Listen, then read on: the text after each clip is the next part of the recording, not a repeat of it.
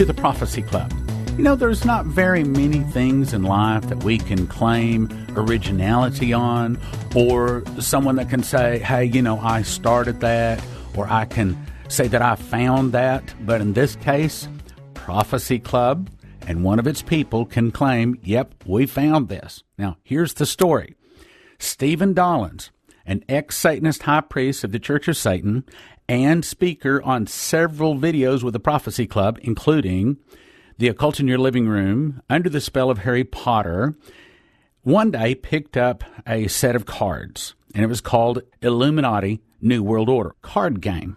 He just stuck them in his drawer and didn't do anything with them until one day he pulled them out and was flipping through them, and he said all of a sudden he began to see something that he'd never seen before. He realized that this card game was far more than just a card game. You see, in the early 1990s, the Secret Service actually attempted to stop the distribution of a simple deck of cards called Illuminati New World Order. Or were they just a simple deck of cards? One of the cards clearly portrays an airplane slamming into the World Trade Centers. Another shows the explosion at the Pentagon exactly like it happens. Stephen says that they seem to contain the Illuminati's secret plans for things like martial law, weapons confiscation, population reduction, controlled diseases re-released, a financial collapse coming, and by the way, that may be hitting any day now, worthless currency, that also may be hitting any day now, and the two events just prior to the coming of the Antichrist, all paralleling Bible prophecy. Now, I think you'll find this deck of cards and what he shows you in these deck of cards very interesting, and we're going to make an unbelievable offer for this DVD, normally valued at $30. Today, just a gift of $15. Steve Dollins, Illuminati, Game or Blueprint for World Domination. Don't let the devil deceive you anymore. Every one of you here tonight have been called to a ministry. Every one of you here have a specific assignment that the Lord has given them. What it's time to do now is to seek God and find out what that assignment is, find out what that calling is, find out what your gifts are, and then get up and go do the work. Because the work is much, but the time is short. But, you know, you can go out and you can talk about Harry Potter, you can talk about Teletubbies, you can talk about Pokemon, and you can bring the game, you can bring cards, you can even show clips from the movie, you can bring the books and set them up, and nobody gives you any hassle. But you start talking about the Illuminati, brothers and sisters, and that's another game. That's another story. They will try to shut you down in a heartbeat because now you're stepping on the toes of the big boys. Well, how many know we're here to glorify Jesus Christ? We're not here to glorify the devil, and I don't want to give him any glory tonight. We want to kick him. And the way you can kick the devil the most is when you start exposing his strategies and start revealing to his people what is about to happen, what he's about to do. That's how we kick him.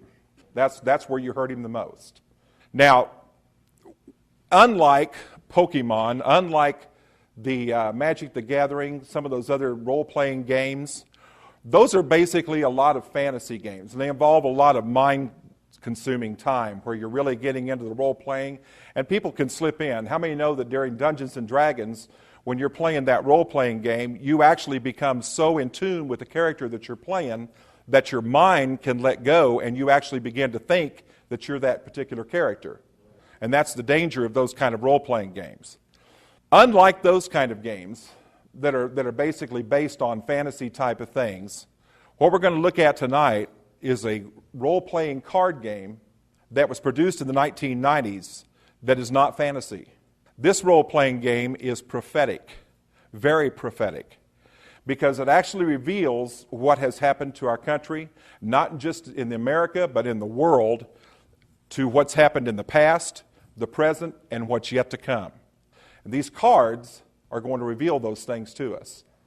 Now, as Stan told you, the main thing that happened was I got a call and said, now, one of the people that came up in one of the crusades or one of the meetings and said, did you know that there are cards out there that actually show the World Trade Center and the Twin Towers and the Pentagon on fire and being hit.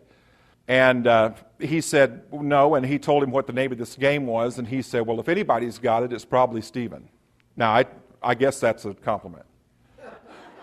But he called and he said, do you have this? And I said, actually, yes, I do. I said, back in the 1990s, I was going to a bookstore, and I think I was in there either buying a record or buying a CD or a book, and I took it up to the front, and right there at the very front of the store, right at the cashier's desk, they had these cards, just decks, and on that was the name of the Illuminati game.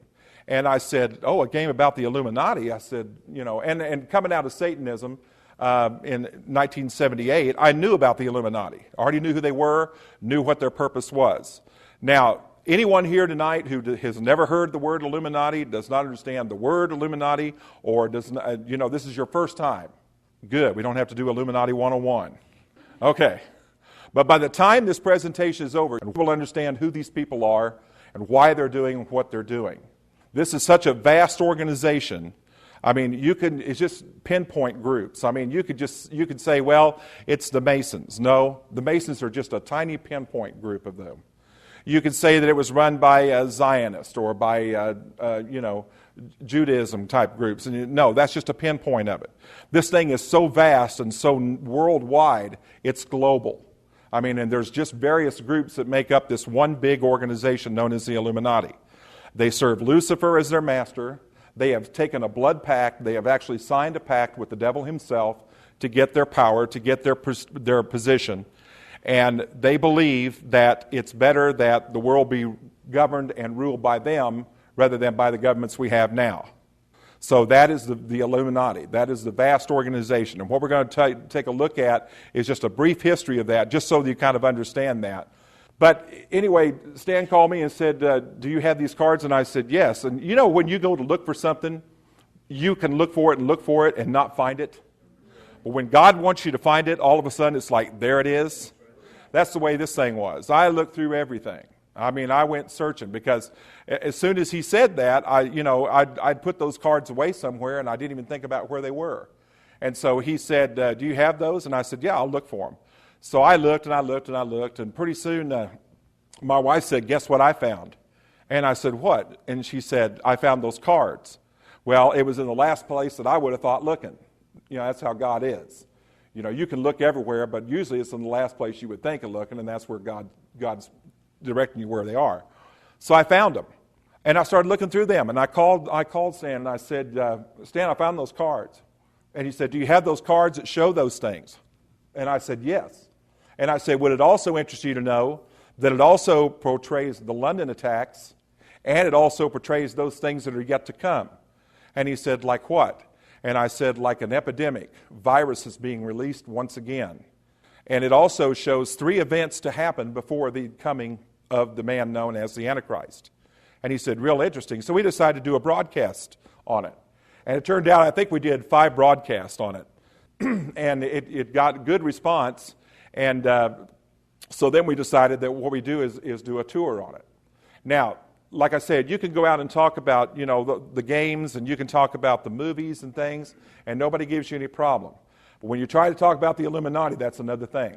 And I want to apologize because my intention was to actually bring the cards so that you could see the cards themselves.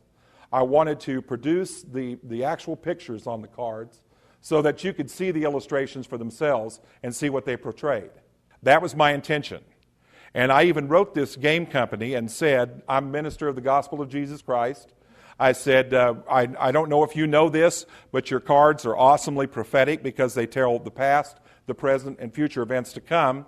And I said, what I would like to do is use those cards in a PowerPoint presentation and go on a speaking tour and then do a video at the end using that same presentation. Well, I didn't hear any response back from the company. I emailed them at least 10 times, even wrote to the head man, and I never got any response. So I said, what do we do? And he said, well, just go ahead and get the presentation ready and, just go ahead and work on it. So I did. 1 week before time to go, And Stan had called them too. Stan had already had called and talked to them and emailed and said that, here's what we want to do. We would like to get your permission. We also said we want to make it understood that we're not out there to try to slander the company.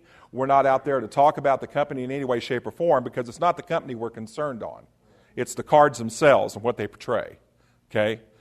And so 1 week before time to go, I got a letter back from the company. And it wasn't even from the head man that I'd written. It was from the executive vice president. And he said, no explanation whatsoever. It just said, thank you for our interest in our Illuminati game. It said, unfortunately, we cannot grant your request. Now, I think that the reason they did that was because they have suffered legally. And I'll explain that in a minute. I hope that's the reason they did that. I also know that the reason they did that is because those cards are very revealing. Those cards were never meant to be out on the market. Never. Because what happened, this thing started out in 1990, and it started out as an internet game, interactive role-playing game on the internet. And you had players playing it against each other on the internet. And they tested this thing, play tested it, and found out that it got real popular, and the popularity of this thing was so vast that they decided to take it to the next step, which was the trading cards. And in the early 1990s, that was when trading cards were starting to become very popular. People were collecting them. And so they decided that what they do would be to come up with the illustration of these cards, and they would just start coming up with various groups and start putting these cards out. And they put them out in decks. Now, there's 450 cards in the entire set. In other words, if you were to buy the entire set, there's over 450 cards in there. But what they decided to do was to break that down into what was called starter decks, and the starter decks have 55 cards in them.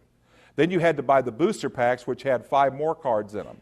Now, the problem with that is, it's just like baseball cards. If you go out and buy baseball cards, and you buy a deck of them, or a pack of them, and you buy another pack, you're taking a chance of ending up with either the same cards or 2 or 3 of the same thing.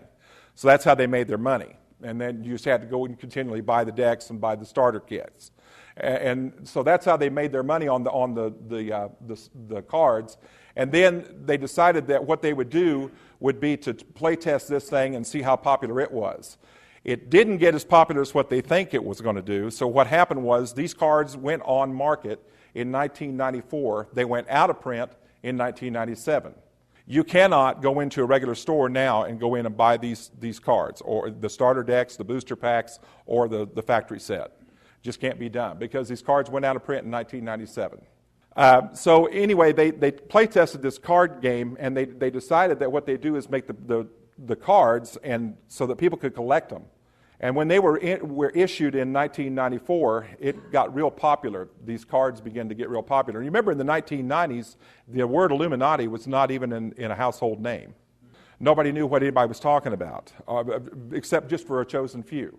You had people out there, evangelists like John Todd, some of the other ones that were out there showing about the seal, the great seal on the back of the dollar bill, and telling you that this was the seal of the Illuminati and telling you what it stood for. And he also came out and told what some of their plans were for future events. And people thought at that time that he and all those other people were crazy. Now they look back at him and say, gee, we should have listened. We should have listened, because a lot of the things that they said, we've seen things take place exactly as they said they were going to. They're right on schedule. And brothers and sisters, I want to tell you something. I'll tell you how close we are. If we had a clock right up here on the wall, 12 o'clock being 0 hour, in other words, the time that everything was completed at 12 o'clock, we are now at 11:55. That's how close they are to having everything completed and done.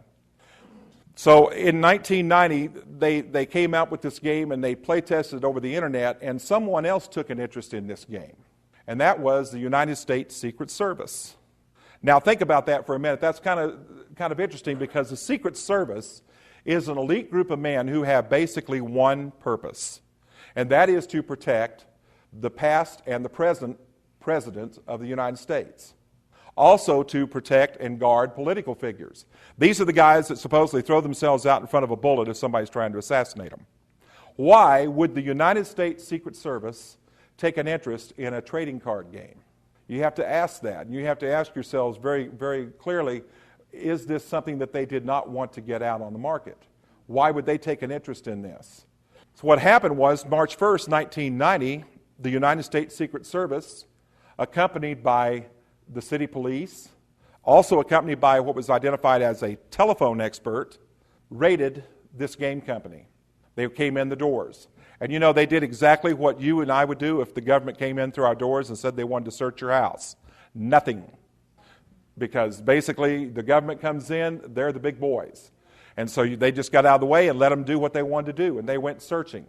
In fact, it says that the documentation and witnesses say that they went into the warehouse and began to tear open boxes. They began to grab computer equipment. They seized 4 computers, 2 hard disks, a lot of different computer equipment. They tried to get a file cabinet open to see what was in there. They couldn't get it open. They broke 2 letter openers trying to get the file cabinet open. They couldn't open it, so they just hauled the file cabinet off. And all the time that they were there, and the game company people were asking, why are you here? What is the purpose of you here? And they said, we can't tell you that. We don't have to explain anything to you. So they were kept in the dark as to why they were there. They had no idea at all why the Secret Service would take an interest in this thing. But they went back in the warehouse and they noticed that all the boxes and things were just thrown out everywhere. I mean, when the government goes through things, they don't go through it neatly. They just basically go in and you pick up the pieces of whatever they get done doing. And that's exactly what they did. And basically they wrecked the warehouse. They were looking for something. And one of those computers that they got was actually at the time running the Illuminati game on the internet. One of the hard disks that they got actually had the plans for the trading cards.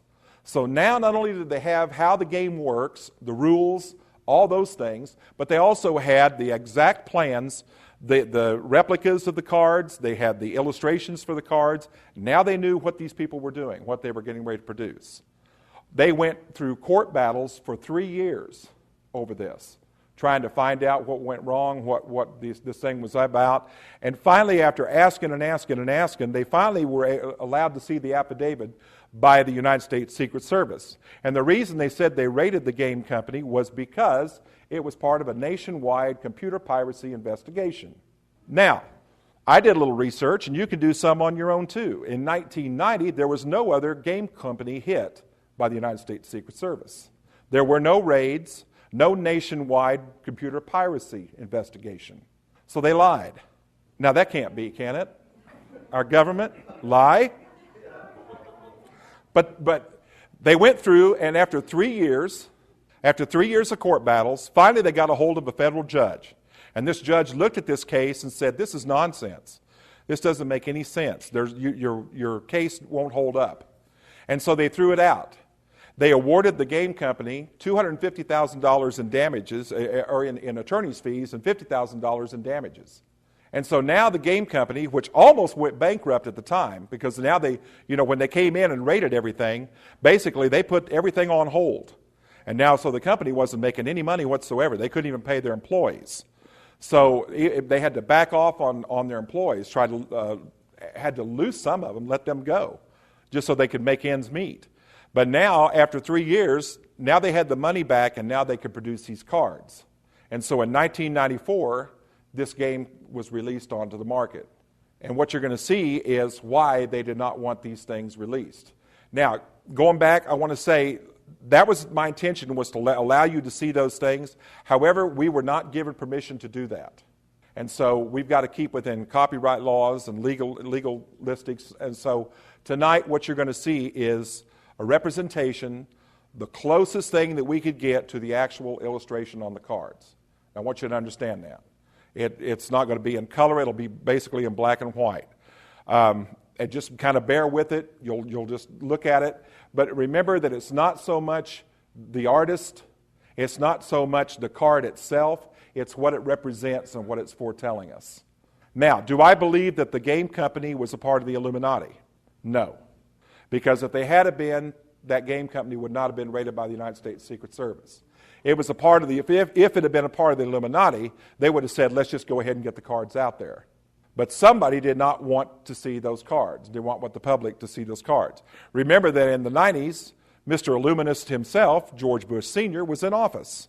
The United States Secret Service does not make a move unless it comes down from the United States President. Keep that in mind. Someone had to give the order for them to go in and raid that game company. Okay? They didn't just do it on their own. Someone higher up gave them the authority and gave them the word, you go and do this. You go and raid this company. You go and get their information because we want to see what they're doing. So, what we want to look at tonight is this game, Illuminati. Is it just a game? Or could it be, and is it, blueprints for world domination? In retrospect of this thing happening, when they released these cards on the market, basically what they had planned on doing was to come up with about 2 to 3 different sets of these things. Remember, I told you that one set is like over 450 cards. Now, I decided that what I would do would be to go ahead and get the entire set, since I just had like 3 or 4 of the starter decks.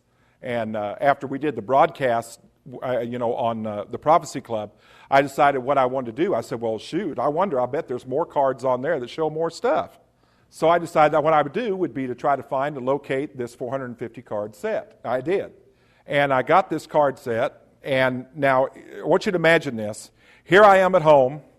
I take out all 450 cards. I've got them laid out on my bedroom floor.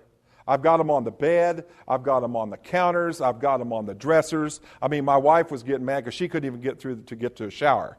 It was just full cards laid out. And I said, Lord, there's over 450 cards in this thing. I said, there's no way that I can show 450 cards. I said, we'd be there for 3 or 4 months. And he spoke and he said, no. He said, some of those cards are just silly cards. Some of those cards are disinformation cards. Some of those cards just represent satirical things about different groups. He said, there are key cards that he will pick out, that he would show me, that point and show a picture of our past, our present, and our future. And what I started to do was under prayer and under anointing, go in and start lifting those cards up as he showed them. And I had a stack, a whole deck all together, all my own.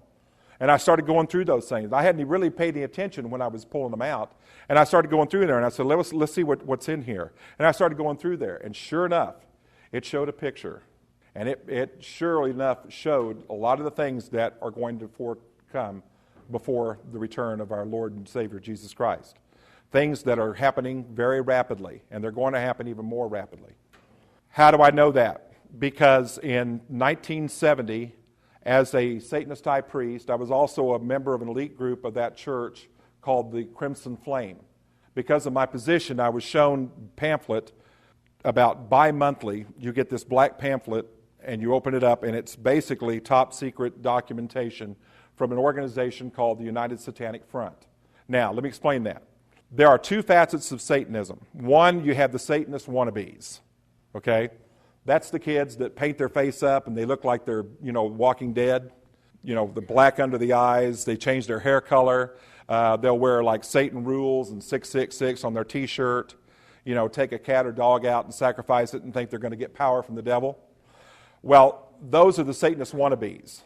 The ones that we need to be concerned with are the elite group called the United Satanic Front. These are your doctors, your lawyers, your professionals, your people in education, your people in government who have actually signed a blood pact with Satan himself to get their authority and get their power. How do I know that? Because I had to sign a blood pact with my own blood in order to enter the Church of Satan. So I know that's how these things operate. In 1970, I saw a 12-step plan for United States takeover by December of 1984. They wanted to follow right along with George Orwell's book, 1984, bringing in Big Brother and that sort of thing. There were some things on that plan, however, that they didn't get accomplished because things were not in place. They didn't have the technology. They didn't have the timing. They didn't have the things correctly in place. For instance, one of those things was they wanted to create a pseudo-fuel shortage. Now, how many remember in 1973, they started coming out and telling people that we were running low on gasoline, and we were going to have an energy crisis then? And then here come all these planes flying over the ocean, huge tankers, oil tankers, sitting there on top of the ocean. And that got thwarted. One of the other things they wanted to do was the assassination of all major evangelists in the United States. And I remember watching Billy Graham during a television crusade one night. He stated that he felt like his life was in danger more so than any other time. He doesn't know how right he was. They had a contract out on his life. And if they couldn't kill them with a bullet, They'd kill them through slander. Because, see, if you destroy someone's testimony, you destroy their integrity, you destroy their character, and you just as much killed them. So what they do is they set them up with sex scandals. Okay? So now you know where those things come from. A lot of ministries have been destroyed that way. That's part of a plan. One of the other things they didn't get done is they wanted to destroy all crops south of the Mason-Dixon line. Now, if that had happened, that would have literally made transportation come to a stop. Not only that, your grocery stores would have been bare within days.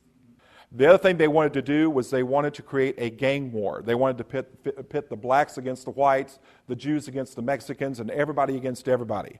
And then have them go in and make a huge interracial war, and then they'd step in and pick up the pieces.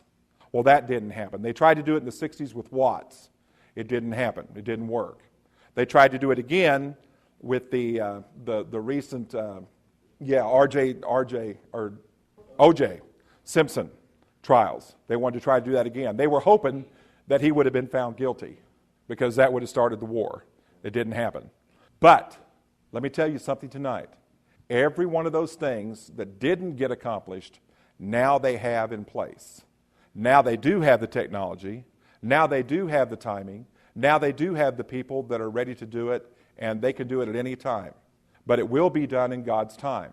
You got to keep in mind that everything you see tonight, God is going to protect His people during these times. But these things must happen in order for God to fulfill His ultimate purpose. And that is to bring an unrighteous, unholy, and wicked world reconciled back to Him. Hosea 4:6 says, "My people are destroyed for lack of knowledge." Look at that word, destroyed. Now, that's why it's important to study and know these things. God does not want us to be ignorant of our enemy. It doesn't even make military logic. When you go to war against someone, you want to know how he operates. You want to know what his strategies are. You want to know how he operates behind the lines. I'm going to stop the broadcast right there, but I really encourage you to call in and get this DVD or go to prophecyclub.com.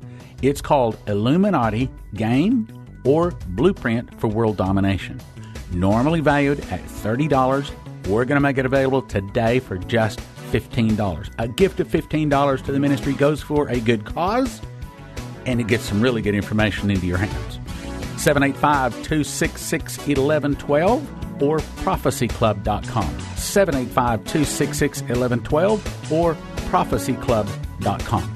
Thank you for listening. Thank you for your prayers, and thank you for your gifts of support. God bless.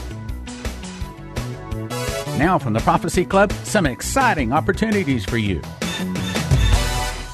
There are 30 scriptures in the Bible which say in the last days massive amounts of oil will be discovered in Israel, and we believe we've been given the directive to use this prophesied oil and gas to fund worldwide soul winning. If you have questions about our vision, call 877-OIL-ISRAEL or 877-645-4772.